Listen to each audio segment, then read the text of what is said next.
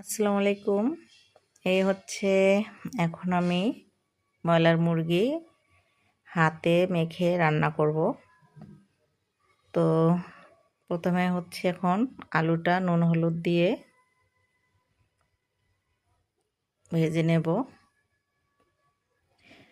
এই হলো হাঁড়িতে তেল দিয়ে দিয়েছি। এখন আলুগুলো আমি ভেজে নেব। এদিকে আলু ভাজা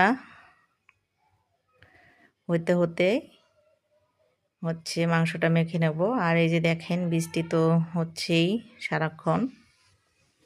তো আলুটা ভাজা এখানে হোক।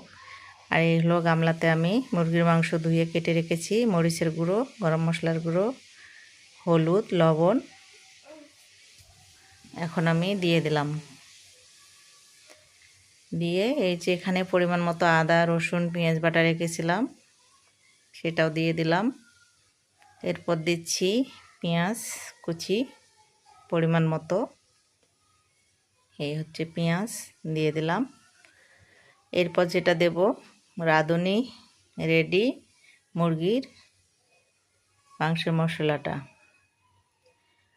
আর পরিমাণ মতো তেল দিয়ে এখন যেটা হচ্ছে আসল কাজ সেটা হচ্ছে এইভাবে সুন্দর করে হাত দিয়ে মশলা আর মাংসটা মেখে নেওয়া। তো আমার মেখে নেওয়া হয়ে গিয়েছে। আর এইদিকে তো হচ্ছে আলু ভাজাটাও আমার হয়ে গিয়েছে, উঠিয়ে নিলাম। এখন হচ্ছে ওই তেলেই তেজপাতা জিরা তেলানি দিয়ে দিলাম। এখন আরও কিছু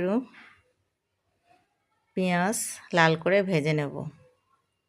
তো ভেজে নেওয়া হয়ে গেছে। এই যে আমার মাংসটা মেখে রেখেছিলাম এটা এখন হচ্ছে তেলানি দিয়ে দেব। তো এইভাবে হচ্ছে যে কোনো মাংস গরুর বলেন মুরগির বলেন হাঁসের বলেন মশলা দিয়ে এভাবে হাতে মেখে নিয়ে কিছুক্ষণ রেখে দিয়ে তেলানি দিয়ে রান্না করলে মাংসটা নাকি অনেক মজার হয়, খেতে অনেক ভালো লাগে। তো মাংস কষা হয়ে গিয়েছে, এখন আলু দিয়ে দিলাম। যেহেতু আলুটা ভাজা তাই বেশিক্ষণ কষাইতে হবে না।